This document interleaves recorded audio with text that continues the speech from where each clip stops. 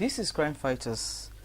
This week, we have as our guest a man that is at peace with himself, a man who is in charge of the land of beauty. We're talking about Mr. Hafiz Ringim, the Commissioner of Police. He was a one-time Commissioner of Police in charge of INTERPOL. You were one-time CP INTERPOL. You were there for a long time before your transfer to Adamawa State. You know, you've been at the international level and coming back to doing the local policing. How has it been? Law enforcement generally, policing in particular, is about managing people, resources, and sometimes the material that come in between them. I want to assure you that I've enjoyed my stay in the Interpol, and I'm equally enjoying my stay here in Adamawa State. In fact, I enjoy this duty tour more than I enjoy that of Interpol. The basic reason being I am now closer to my community. I am now serving my community. I'm in touch with my community. Of course, in Interpol, you had to do with the international community, attend the international conferences, seminars, talks, tours, and the rest of them. But here, the joy is you are providing security to your people, you are solving the security problem, and you are in touch with them. So I assure you, this is giving me a lot of joy. And like you said, I am at peace with myself. In the last couple of weeks, you've had issues of banditry, you know, and your state, the terrain of your state seemed to be very porous in that wise. Like I said, a couple of weeks back, you had Akume attacked and some other people have been attacked. You too, you've been a victim of such highway banditry. What are you doing to ensure that your terrain, especially the highways, are free of bandits? First of all, what I said was we recorded on the average 6 cases of murder per month, not for the whole year. Okay, per month. And the problem of banditry or armed banditry in this area, I think, is occasioned by the large expanse of land that we have. The land coupled with the fact that settlement is usually far and distant between one another. Forest areas. To my mind, some of these account for why the thieves are, or the bandits usually strike the way they do. The towns are very far from one another. There is a lot of forest in between. There isn't too much development. Some of the roads are not very good. So the thieves are able to block the road, commit their offense, and fizzle away into the forests. Makes investigating or arrest of such criminals very difficult.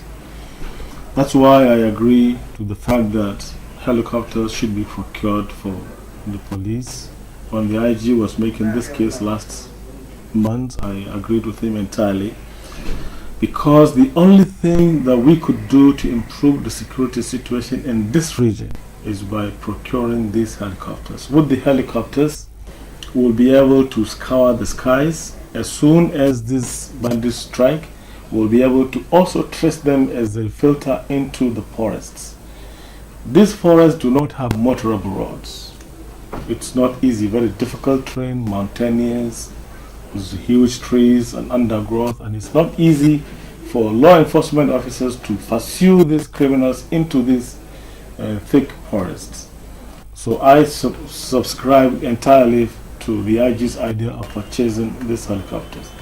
Now, as for foreign invaders or foreign participation, or participation by foreigners, for example, from Chad Republic or Niger or the Cameroons, I want to tell you that for the last 11 months that I have been here, we have not recorded one single Chadian or Cameroonian involved in this banditry.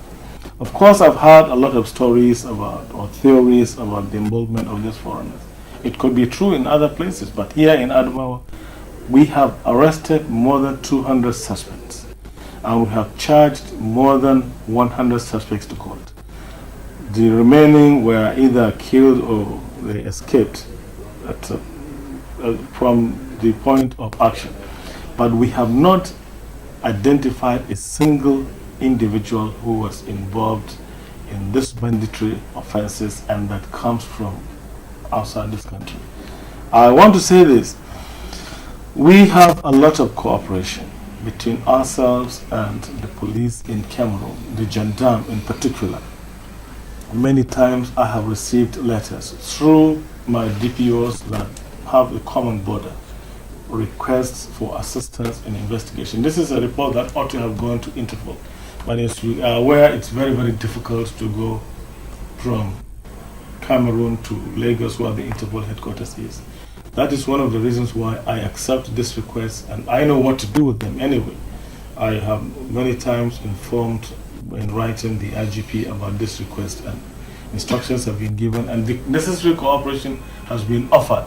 We have, on particularly 2 occasions, arrested people with arms here in Nigeria, but they are Nigerians, based on information received from the Cameroonian authorities. And they have also made similar arrests. They have also recovered weapons from their nationals based on information that we have garnered from our operatives here. Now, I think by and large we are cooperating with one another, and there's room for improvement.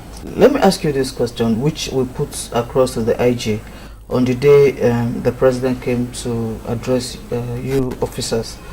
We asked him if his strategy, the 8-point strategy that he introduced, particularly the Operation Fire for Fire, has been a success, taking into consideration the spate of killings in Nigeria. You are one of his lieutenants and one of the prominent commissioners of police. Do you think the strategies have been a success in any way? Absolutely. I must tell you that, but for Operation Fire for Fire here, the situation would have been very, very different. Now, Fire for Fire provides for rigorous stop and search, rigorous patrol, rigorous pursuit of criminals. If you check the record of the performance of these bandits within the last 11 months, it is very minimal compared to what had occurred before we introduced the Fire for Fire. This has given us opportunity to entirely cover the roads in Adamawa State, and as well as pursue the criminals right into their den. The Fire for Fire has been a huge success in Adamawa State, and we must give the IG credit for that. There's huge proliferation of arms everywhere, which is a serious concern to you people. Prior to the civilian regime, there was not much of these arms that we see, but these days we have a cache of ammunition and arms. You see, the problem of proliferation of small arms and weapons in this country, I can say, started a long time ago, but it became more serious with the conflict in the West African sub-region. Sierra Leone, Ivory Coast, Chad, Niger, Liberia. Now, these conflicts provided opportunity for the movement of these weapons across our borders. Many people were wondering why Nigeria was spending so much money in ECOMOG. But part of the reason is to make sure that the conflicts do not last for a long time, because the longer these conflicts last, the more weapons will be procured by the combatants, and the more weapons are likely to filter into the borders of all the West African sub-regional countries. Now, I remember I was a member of the committee established by the former Minister of Defense, General Danjuma. And my committee was charged with the responsibility of trying to gather data of these small weapons and how they filter into the country and what we should do with them, and under circumstances also what the law enforcement agents could do. Now, we wrote our report and government has started acting on it, because that also was part of the reasons why we had incessant stripes between religious